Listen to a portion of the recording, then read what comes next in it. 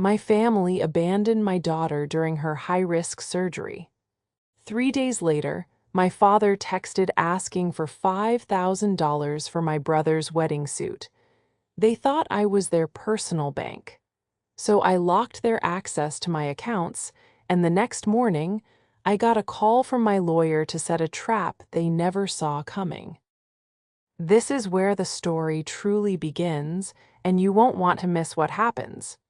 Make sure you're subscribed to see it through to the end. We're always curious. Where in the world are you all watching from today? Let us know in the comments. The smell of a hospital is unlike anything else. It's a sterile, chemical sharpness that crawls into your sinuses and stays there, a constant reminder of the fragility of the human body. For 12 hours, I had been breathing that smell, sitting in a hard plastic chair in the surgical waiting room of St. Jude S. My daughter, Lily, my 16-year-old light, was on an operating table having a complex spinal fusion. It was high risk. The words the surgeon used, nerve proximity, potential complications, lengthy recovery, had been looping in my head on a terrifying repeat. I was 44 years old, a financial advisor used to calculating risk and planning for every contingency. But this was different. This was my child. There was no spreadsheet that could mitigate the ice-cold fear that had settled in my stomach. And I was completely, utterly alone. My phone, clutched in my hand, was silent. I had called my father, Richard, 3 times. I had texted my brother, Patrick, at least a dozen times. Surgery is starting now. Still waiting. Please just text me back so I know you're coming. Nothing. They had promised. Of course, Eden will be there, my father had said, his voice booming with false sincerity. Wouldn't miss it. We're family. Patrick had just grunted an affirmation, already annoyed I was taking time away from his precious wedding planning. But the hours ticked by. 10 a.m. became 3 p.m. 3 p.m. became 8 p.m. The other families in the waiting room, couples holding hands, grandparents bringing coffee, siblings pacing together, had slowly thinned out. A nurse would come, deliver news, and a family would leave, either in tears or in relief. But I just sat. The janitor emptied the trash cans, his presence a quiet comfort in the echoing silence. My ex-husband, Lily's father, was on a military deployment overseas. He was a good man, and I knew if he could be here, he would. But he couldn't. My family could. They just weren't. They lived 15 minutes away. 15 minutes. I tried to rationalize it. Maybe there was an emergency. Maybe their phones were dead. But a cold, familiar stone of disappointment was settling in my gut, a feeling I'd known my whole life. I was the responsible one, the fixer. Eden, the financial planner, the one who set up the trust, the one who paid the bills, the one who remembered birthdays and anniversaries and never, ever asked for anything. And they were Richard and Patrick, the takers. When my mother passed away 10 years ago, I had made a promise. I would take care of them. I was successful. I had built my own advisory firm from scratch, and I had the means. My father, Richard, was 68 but had retired at 55, deciding his contribution was done. My brother, Patrick, was 32, a perpetual entrepreneur whose brilliant ideas always required my seed money and never yielded a return. He was the golden child, the boy. I was just the reliable daughter. I set up a trust fund with my own money. Not family inheritance, there was none.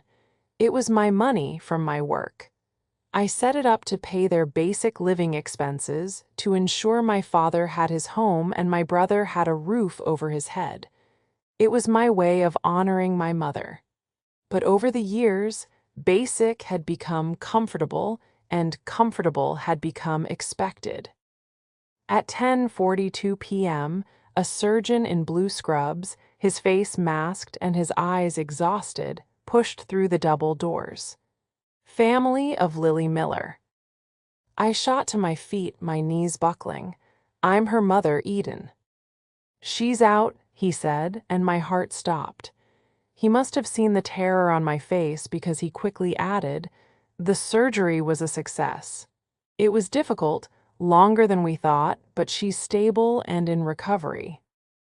I collapsed back into the chair, a sob of pure, unadulterated relief tearing from my chest. I cried so hard I couldn't breathe, my body shaking with the release of 12 hours of pent-up terror. The surgeon waited patiently, his kindness a stark contrast to the emptiness of my phone. You can see her in about an hour, he said softly. Thank you, I whispered, wiping my face. Thank you so much. He nodded and left. I was alone again, but the fear was gone, replaced by a profound, bone-deep exhaustion. And something else. A cold, quiet anger. I looked at my phone, still dark, still silent. No calls, no texts, not one. They hadn't just forgotten. They hadn't been busy. They had actively chose. And not to be here. They had left me to face the potential death of my child, alone. The betrayal was worse than the exhaustion itself. The next 3 days were a blur of beeping monitors, antiseptic wipes, and the pale, pained face of my daughter. Lily was a fighter. The first day, she could barely open her eyes. The second, she managed a weak smile and whispered, "Hi, Mom." By the third day, she was complaining about the hospital food, and I had never been happier to hear a complaint in my life. I never left her side. I slept in the lumpy, convertible recliner, my neck permanently kinked, my body aching with a fatigue that went bone deep. I subsisted on vending machine crackers and lukewarm coffee. My clients, thank God, were understanding, my assistant fielding calls and rescheduling everything. My entire world had shrunk to the 4 walls of that hospital room, and the only thing that mattered was Lily's shallow breathing and the slow, steady rise and fall of her chest. My family remained ghosts. There was a single, curt text from my father on the second day. Heard surgery went okay. Good. Not a question, not an offer to visit, not a how are you. Just a statement like he was acknowledging a completed task on a to-do list. I didn't even bother to reply. My energy was a precious, finite resource, and every drop was for Lily. On the afternoon of the third day, Lily was finally cleared for discharge. The ride home was slow and careful, every tiny bump in the road making me wince in sympathy. I got her settled on the living room couch, surrounded by a fortress of pillows, her favorite blanket, and a tray with water and medication. She was pale but relieved to be home, and she fell into a deep, medicated sleep almost immediately. For the first time in 72 hours, I let out a full breath. I stood in the quiet of my own home, the adrenaline that had been fueling me finally ebbing away, leaving a hollow, aching void. I was running on empty. I sank onto the kitchen stool, my phone in my hand. I thought about calling my father, about unleashing the torrent of rage and hurt that was simmering just beneath the surface. But what was the point? What could I say that I hadn't said, in one way or another, for 20 years? That's when my phone buzzed, a new text message from Dad Richard. My heart gave a stupid, hopeful little leap. Maybe he's apologizing. Maybe he's asking if he can come see Lily. I opened the message. My vision tunneled. The words on the screen seemed to warp and shimmer. I had to read them 3 times to believe they were real. Dad, Eden, Patrick and Tiffany are at the tailor's. They found the perfect suit for the wedding, but it's $5,000. The tailor needs the payment to start alterations. Can you send the $5,000 over to my account? Need it today. I stared at the text, my blood running cold. $5,000 for a suit for my 32-year-old brother who had never held a job for more than 6 months. For a wedding that I was already paying for, piece by extravagant piece. There was no hi, no how is Lily, no sorry we weren't there. Just a hand held out, an order, a demand for money. I looked over at my daughter, sleeping peacefully. Her face, even in sleep, was etched with pain. I thought of the surgeon's exhausted eyes, the 12 hours of terror, the sterile smell, the crushing loneliness. I thought of my empty phone, my unanswered texts, and the hollow good from my father. A sound bubbled up in my chest. It started as a low vibration and grew into a dry, humorless laugh that sounded alien to my own ears. It was the laugh of someone who had finally, unequivocally broken. They hadn't just forgotten. They hadn't just been thoughtless. They genuinely, truly did not care. My daughter's life-altering surgery was an inconvenience, a blip on their radar, easily overshadowed by a piece of clothing. I felt a sudden, strange calm settle over me. The anger didn't vanish, but it crystallized. It turned from a hot, messy emotion into something cold, hard, and perfectly clear, like a diamond. I had been their safety net for so long, they had forgotten I was the one holding the rope. But they had forgotten one crucial thing. I wasn't just the family ATM. I was a financial advisor, and I had set up the trust myself. My mother, Eleanor, was the heart of our family. She was warmth and kindness and the only person who ever saw me. She also saw my father, Richard, and my brother, Patrick, for exactly what they were. They're dreamers, Eden, she would tell me, a weary smile on her face as she balanced the checkbook again. You're the doer. It's not fair, I know, but it's who you are. You build things. They decorate. When she died from a sudden, aggressive cancer, my world fell apart. But in my grief, I made that promise. I would be the doer. I would take care of them. At the time, I had just sold my starter firm and merged with a larger wealth management group, MAC. Ing me a junior partner. The payout was significant. I was 34, single, and had just adopted Lily. It felt like the right thing to do, so I created the Miller Family Trust. I funded it with a substantial 6-figure sum from my own pocket. I named myself the sole trustee and administrator, a legal detail my father and brother had never bothered to read. The trust was designed to cover the mortgage on my father's house, his utilities, and a modest monthly stipend for living expenses.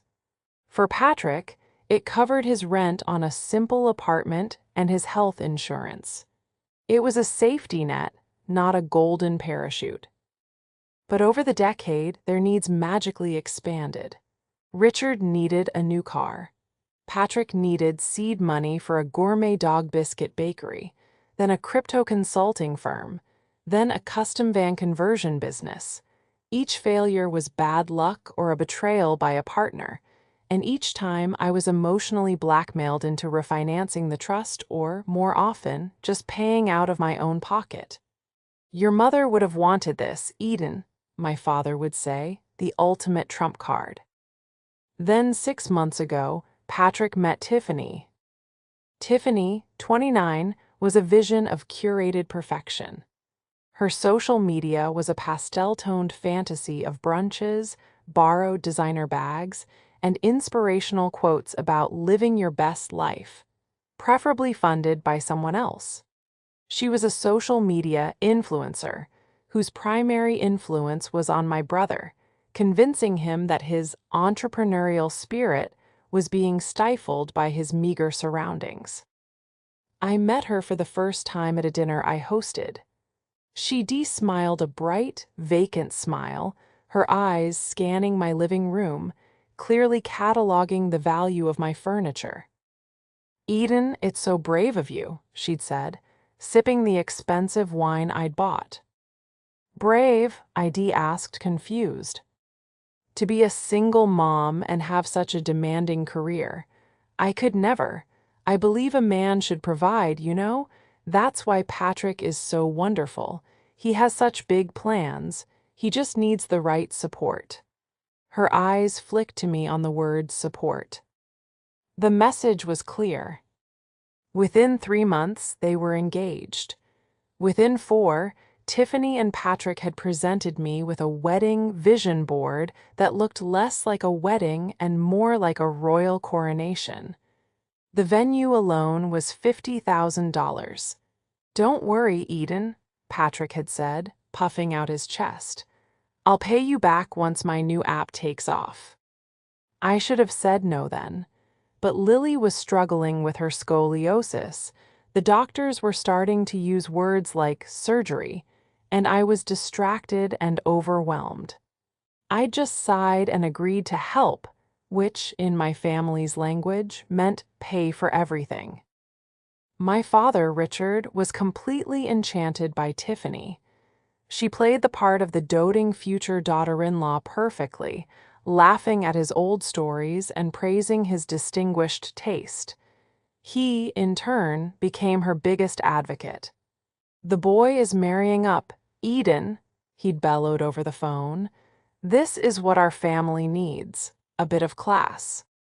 Now, sitting in my kitchen, that $5,000 text message glaring at me, the class they were aspiring to felt like a vulgar joke. They weren't just dreamers. They were parasites. They had drained my mother dry with their needs, and for 10 years, they had been doing the same to me. The fog of grief and obligation that had clouded my judgment for a decade finally evaporated. I wasn't just tired, I was done. My father and brother had access to the trust through debit cards linked to a central account, which I monitored. They saw it as an endless well of money. They had forgotten that I was the one who had dug the well, and I was the one who could cap it. I picked up my phone. My father's text was still on the screen. "Can you send the $5,000 over to my account? Need it today." I opened my banking app.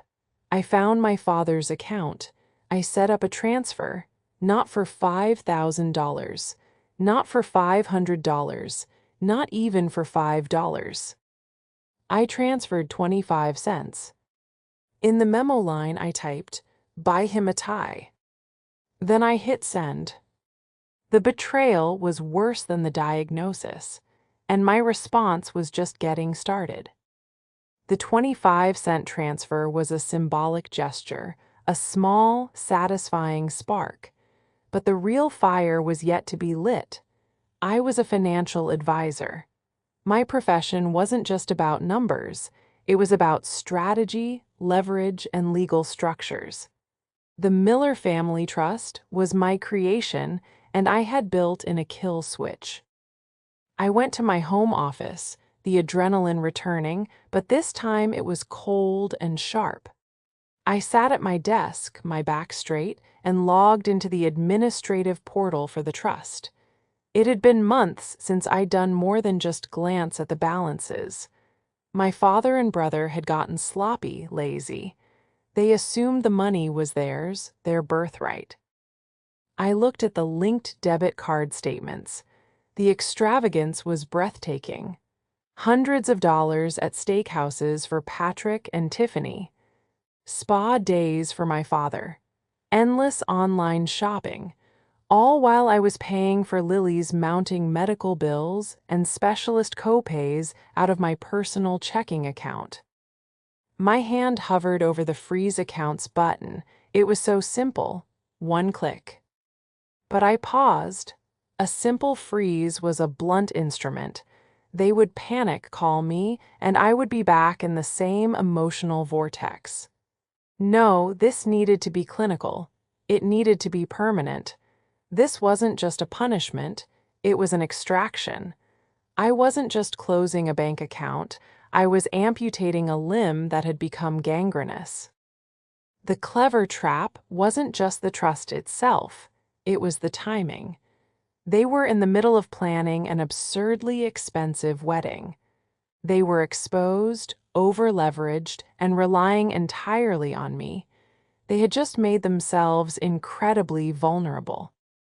Instead of a simple freeze, I initiated a full review and asset reallocation, a legal maneuver allowed by the trust's charter, which I wrote.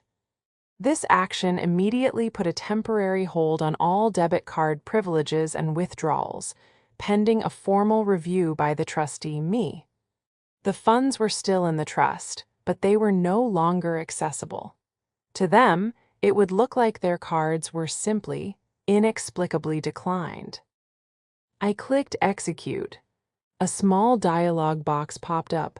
Are you sure? This will suspend all beneficiary access. I clicked Confirm.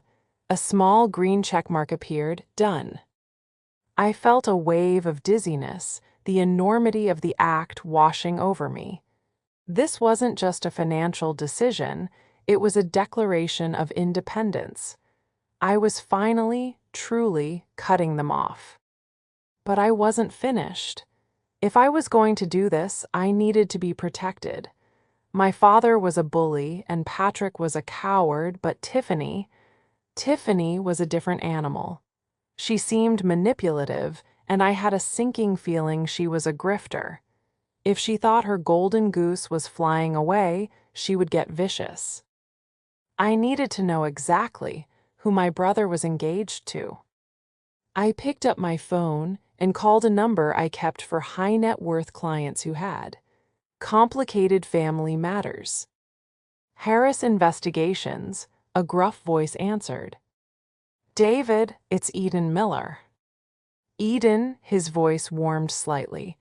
Been a while, what's the trouble? A client's wayward kid again. No, I said, my voice steady. This one's for me, it's my brother. I'm listening. His fiancée, her name is Tiffany Dubois. She's a social media influencer, about 29 years old. I need to know everything about her. Credit history, past relationships, any legal issues. I need to know if Tiffany Dubois is even her real name. I need it fast. That's a full background, Eden. It'll cost you. I don't care about the cost, I said, looking at the trust's admin screen. I just found some extra funds. I'll get started, David said. You'll have a preliminary report by tomorrow. I hung up, feeling a grim sense of purpose. I had severed the financial line, and now I was gathering my armor. For the first time in days, I didn't feel like a victim. I felt like a strategist. I went back to the living room. Lily was stirring, her eyes fluttering open. Hey, Mom, she murmured, her voice thick with sleep. Hey, sweetie, I said, sitting on the edge of the couch and gently brushing the hair from her forehead. How are you feeling? Sore, she mumbled. Did Grandpa or Uncle Patrick call? I felt a sharp sting. My family's neglect wasn't just a wound for me, it was a wound for my daughter, too. No, honey, they didn't.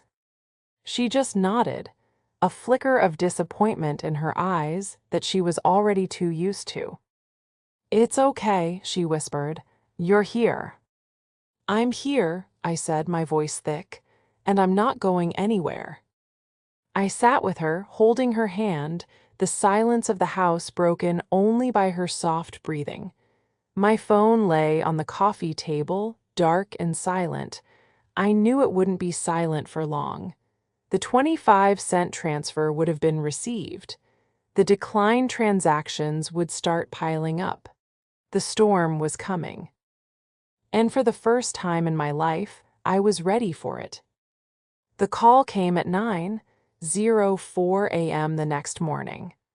I was in the kitchen, carefully measuring out Lily's morning medication, when my phone screen lit up with Dad. I let it ring, once, twice, 3 times. I let it go to voicemail. I took a sip of my coffee, my hand perfectly steady. I was in control. This would happen on my terms, not his. A second later, it rang again, and again, and again. He called. 6 times in a row, a frantic, desperate barrage. Then came the texts. Eden, pick up the phone. Something is wrong with the card. The caterer just called. The deposit was declined. Eden, this is not funny. Pick up. Now. Finally, a call came from an unknown number. I knew it was him, calling from a different phone. I smiled, pressed accept, and put it on speaker. "Hello," I said, my voice calm and breezy. "Eden, why didn't you pick up?" My father's voice was a raw-throated bellow, laced with a panic I had never heard before. It was the sound of a man who had just seen his freeloading life flash before his eyes. "Oh, hi, Dad. I've been busy with Lily. You remember her, right? My daughter, the one who just had major spinal surgery." There was a sputtering on the other end. "Of course that's not. Eden, the account isn't working. I tried to pay the deposit for the wedding reception and it was declined." "Declined? Do you know how embarrassing that was?" "That does sound embarrassing," I said, taking another sip of coffee. "You should probably call your bank." "You are my bank," he roared. "This is your fault. What did you do?" "My fault," I said, letting the ice seep into my voice. "My fault is that I've let a 68-year-old man and a 32-year-old man leech off me for a decade. My fault is that I let you believe that my hard-earned money was your personal slush fund. My fault is that I sat alone in a hospital for 12 hours while my daughter's life was on the line, and neither of you could be bothered to send a single text message." "We were busy," he yelled, the excuse so flimsy it was insulting. "Tiffany had a fitting. It was very important."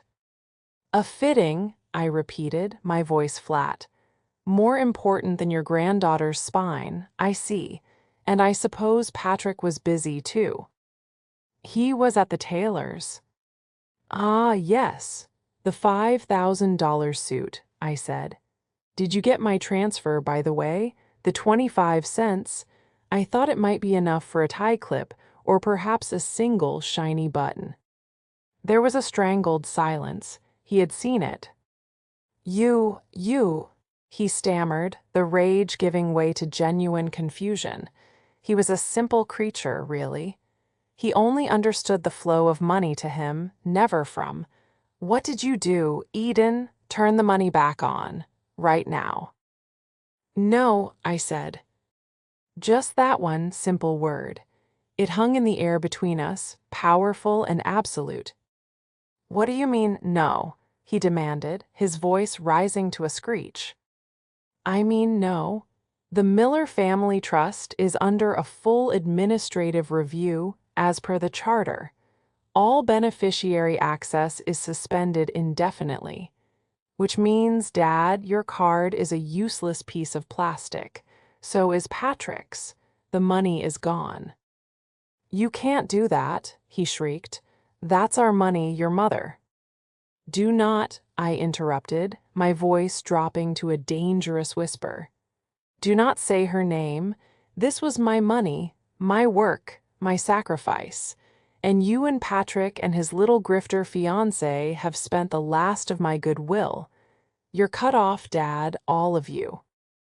I heard a muffled sound, and then a new voice was on the line. "Patrick." "Eden, what is wrong with you?" he whined. "Tiffany is crying. You're ruining my wedding after everything I've done." "Everything you've done?" I laughed, the sound sharp and humorless. "What exactly have you ever done, Patrick? Besides cash my checks, you're a 32-year-old child living on an allowance from his sister. You want a $5,000 suit? Get a job. You want a $50,000 wedding? eloping is cheap. You, he was sputtering just like his father. This was a script they had never rehearsed. But it's all paid for, he finally managed, his voice cracking with desperation. No, Patrick, it's not, I said calmly. The deposits were paid. The final balances are all due this week. The caterer, the florist, the venue, and the cards they have on file, they're all going to be declined. One by one, it looks like you have a lot of phone calls to make. You're a monster, Eden, he screamed. No, Patrick, I'm a financial advisor, and I'm advising you to get a job, because I am done, we are done. Before he could respond, I heard a crash on his end of the line, like a glass being thrown. Then Tiffany's voice, no longer sweet and breathy, but a hard, shrill shriek. What did she say? What did she say? Tell her she can't do this, Patrick. Tell her. He said something muffled, and she shrieked again. You told me she was a guaranteed. You told me she would pay, you weak useless. The call abruptly ended. I stood in my kitchen, my heart hammering against my ribs. My hand was shaking, but I was smiling. The silence that followed was the sweetest sound I had ever heard. It was the sound of the gravy train grinding to a permanent, screeching halt. It was the sound of freedom. My phone buzzed again. It was an email. The subject line, Preliminary Report Dubois T. From David Harris.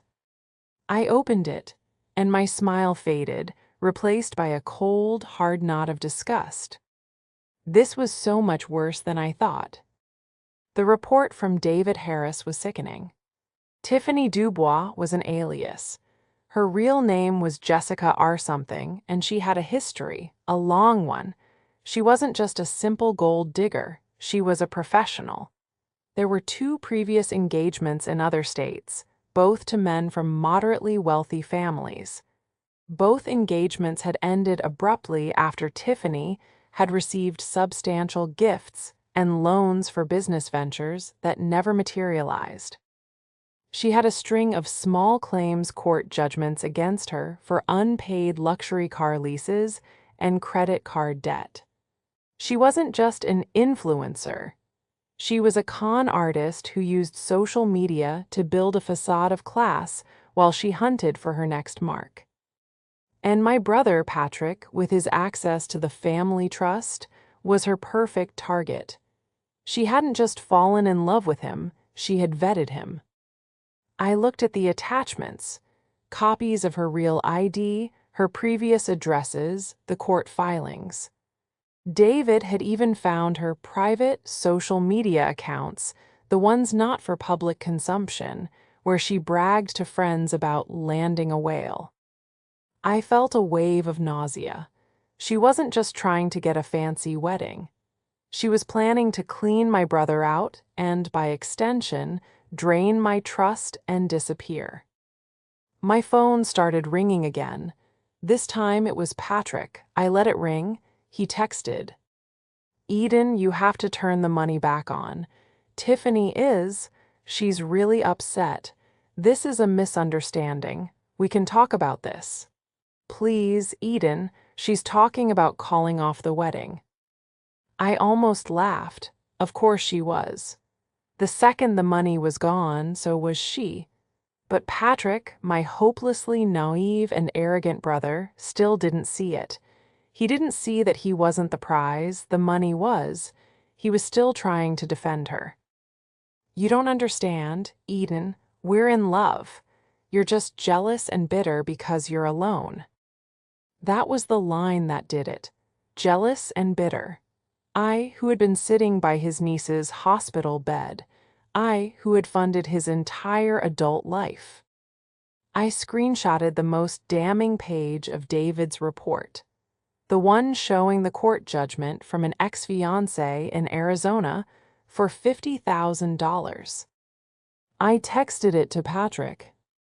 I didn't add any commentary. I just sent the image.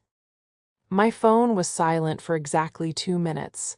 Then it rang. It was Patrick. His tone was no longer whiny or angry. It was thin, terrified. Eden, what is this? This is fake, right? You faked this. That's a court filing from Maricopa County, Arizona, I said, my voice as cold and sterile as the hospital waiting room. Her name isn't Tiffany Dubois, it's Jessica. And the man who filed that suit, he was her fiancé right before you. She took $50,000 from him for a real estate opportunity and vanished. Sound familiar, Patrick? How much have you given her already? I heard a sharp intake of breath. Oh God, he already had. The app, he stammered, the seed money I gave her. Oh God. How much, Patrick? 20,000, he whispered. I thought I was going to surprise you when it took off. She just needed it to secure the developers. Patrick, there are no developers, I said, pinching the bridge of my nose. I was suddenly so tired. There is no app. There is just Tiffany, or Jessica, or whatever her name is. She's a grifter. And you were her mark. The wedding wasn't the celebration. It was the exit strategy. She was going to take the wedding gifts, max out every card, and disappear. And you, Dad, and I would be left with the fallout. He was crying now. Not quiet sobs, but big, gulping, panicked sobs of a child who had finally been caught. What do I do? He whimpered. What do I do, Eden? For 20 years, that had been the question I always answered. What do I do, Eden? And I would step in and fix it. I would pay the bill, make the call, smooth things over. But not this time. I don't know, Patrick, I said. For the first time in your life, you're going to have to figure that out for yourself. But the wedding, the venue, they're going to sue us, Dad's house. Dad's house is safe, I said. The mortgage is paid by the trust, and the trust is in my name. They can't touch it. But the contracts you signed, the caterer, the florist, the $5,000 suit you don't have, that's all on you. You're a 32-year-old man. Welcome to adulthood. Eden, please, he begged. She's in the other room. She's packing her bags. She's yelling, please, just turn the cards back on, just for a little while. I'll fix it, I promise. He was still defending her. Or, more accurately, he was terrified of the confrontation. He wanted me to make the monster go away by feeding it. No, Patrick, this is your mess. You have two choices. You can confront her with the truth, or you can watch her walk out the door. Either way, the money is not coming back. I have to go check on Lily. Eden, wait. I hung up. I knew it wasn't over. Tiffany wouldn't just leave. She was a cornered animal, and cornered animals are the most dangerous. I had the truth, but she had my brother's weak-willed devotion. This would have to end in a final, public way, and I knew exactly where. My phone buzzed, a calendar alert. Thursday, 7 p.m., wedding planning dinner final details, the Grandview. Patrick and Richard had graciously invited me to this dinner weeks ago, the one where all the final, extravagant details would be locked in. They had intended for me to sit there, smile, and pay the astronomical final bill. Oh, I would be there, but I wouldn't be bringing my checkbook. I would be bringing David's report. The Grandview was the kind of restaurant that didn't have prices on the menu. It was all dark wood, hushed voices, and waiters who glided rather than walked. It was exactly the kind of place Tiffany would choose to celebrate her victory. As I walked in, I saw them at the best table in the house, by the large window overlooking the city. My father, Richard, looked stressed, his face pale and drawn. Patrick looked like a ghost. He was sitting rigid in his chair, staring at his water glass. And then there was Tiffany. She was a vision in a white silk dress, her hair perfect, her smile dazzling. If she was rattled by the events of the last 24 hours, she didn't show it. She was the picture of a happy, radiant bride-to-be. The second she saw me, her smile widened, and she stood up to air kiss me. "Eden, darling, we were so worried about you," she gushed, her voice like warm honey. "Patrick told me about that horrible misunderstanding with the bank. Boys and their money, right? So glad you could sort it out." I didn't return the air kiss, I just looked at her. "Hello, Tiffany, or should I call you Jessica?" The smile froze on her face. It didn't vanish, it just froze, her eyes hardened. Patrick visibly flinched and shrank in his chair. I don't know what you mean," she said, her voice a fraction tighter. "Don't you?" I said, pulling out my chair and sitting down. I placed a thick manila folder on the white tablecloth. "Maricopa County, Arizona. Does that ring a bell? Or maybe Daniel Lawson, the man you took for $50,000. Tiffany's face went ashen. My father looked back and forth between us, his face a mask of confusion. "What is this? Eden, what are you doing?" "I'm showing you who you've welcomed into this family, Dad," I said, not taking my eyes off Tiffany. "This is Tiffany Dubois, or rather Jessica, a professional con artist who is planning on robbing us blind." "That is a lie," Tiffany hissed, her composure cracking, her voice dropping its sugary sweetness and revealing the hard, cold venom beneath. "Patrick, tell her. Tell her she's a crazy, jealous old maid who's trying to ruin our happiness." Patrick didn't say anything. He just stared at the folder. "He can't, Jessica," I said calmly, "because he's already seen the report. He knows. He knows about the judgments, the aliases, the string of broken-hearted men you've left in your wake. He knows the app he gave you $20,000 for is as fake as your name." My father gasped, his head swiveling to Patrick. $20,000 you gave her? That was from the trust. "It doesn't matter," Tiffany snapped, her mask completely gone. She stood up, her chair scraping loudly against the floor, drawing the attention of the other diners. "You can't prove anything. Patrick loves me." "Do you, Patrick?" I asked, my voice soft. "Do you love her, or are you just terrified of her? Are you so desperate for a pretty woman to pay attention to you that you'd let her destroy this entire family? That. You'd let her drain the account that pays for your father's home." Patrick finally looked up, his eyes red and brimming with tears. He looked at Tiffany, his gaze filled with a pathetic mix of fear and adoration. "Tiff, is it true?" he whispered.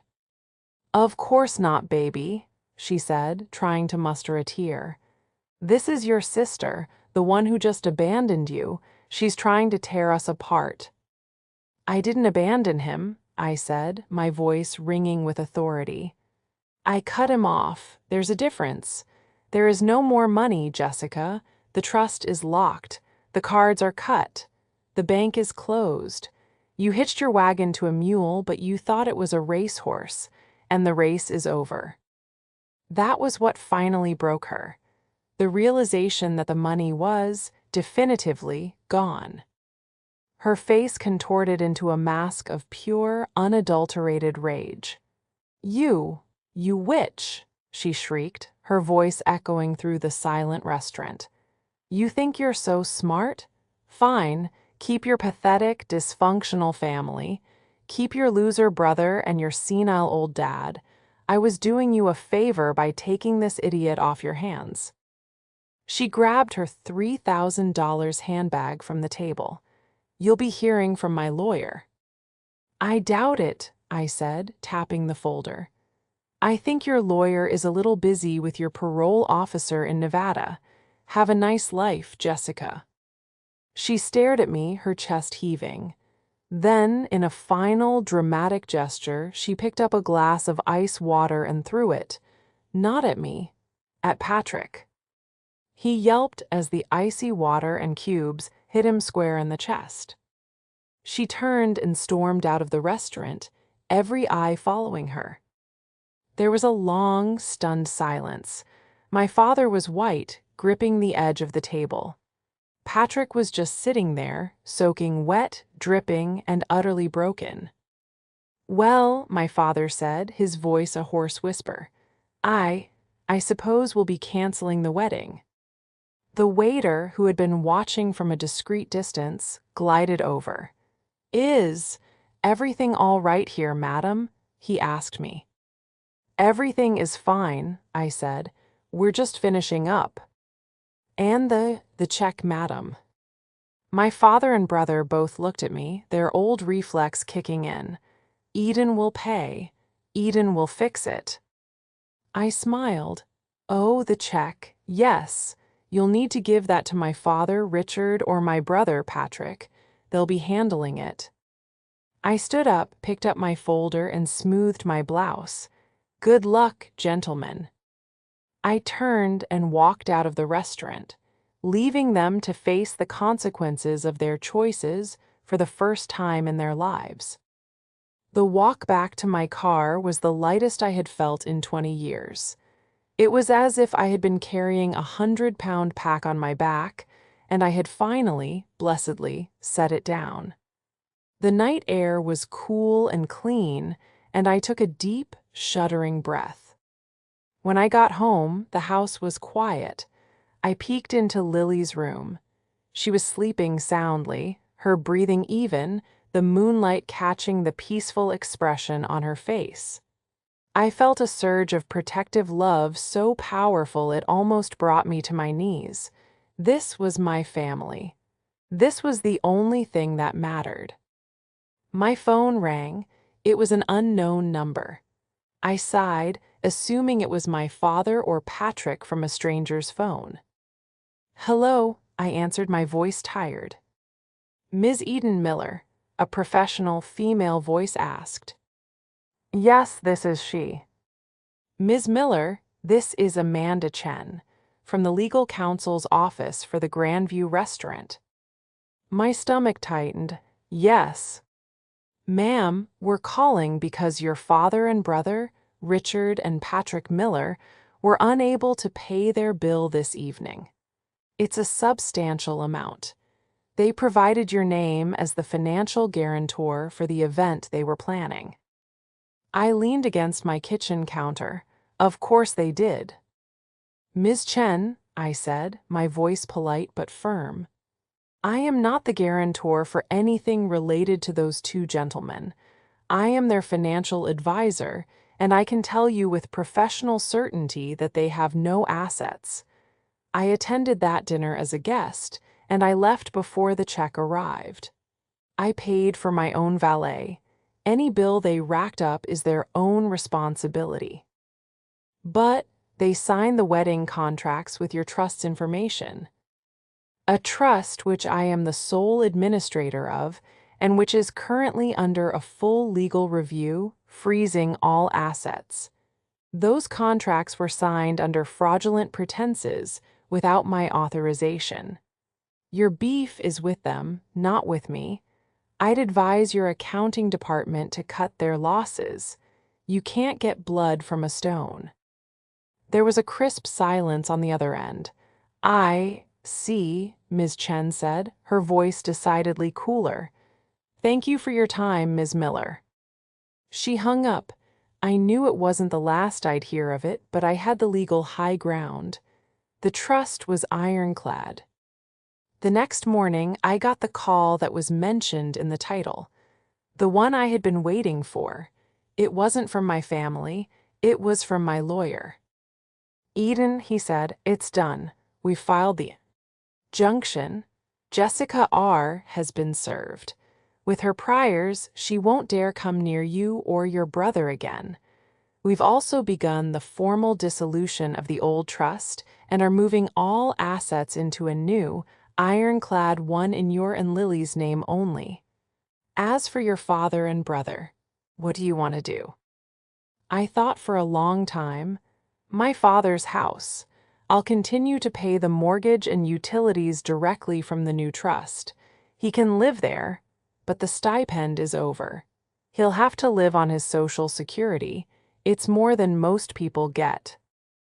And Patrick is a grown man, I said, looking at a photo of Lily on the fridge. He can get a job and pay his own rent. He's on his own. In the weeks that followed, Lily's recovery was my only focus. She got stronger every day, moving from the couch to a walker and then, triumphantly, to her own 2 feet. We talked. I told her everything. She was 16 and she deserved the truth. She was sad, not for herself, but for me. You deserved a better family, Mom, she said, her wisdom far exceeding her years. I have the best family, I told her, kissing the top of her head. I have you. My father and brother fell into a black hole of reality. Patrick had to move in with my father. They lost the new car. They were forced to sell my mother's furniture to pay off the restaurant bill and the other non-refundable deposits.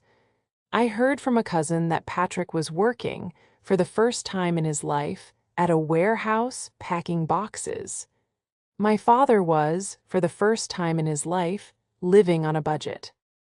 They called, of course, first with rage, then with pleas, then with performative, hollow apologies. I didn't answer. My lawyer handled it. The lines were drawn. One evening, about 2 months later, I was on my patio watching the sunset, a glass of wine in my hand. Lily was inside, laughing on the phone with a friend. I was at peace. My phone chimed, a text from an unknown number. I'm sorry, Eden, for everything. I'm so sorry. It was from Patrick. I looked at the message for a long time. I thought about the hospital. I thought about the $5,000 suit. I thought about the 25 cents. I took a sip of my wine. Forgiveness was a complicated thing. Maybe it would come one day, years from now. But healing had to come first, and my healing was just beginning. I didn't reply. I just deleted the message, silencing the ghosts of my past. I turned my face to the setting sun, finally, completely, and blessedly free.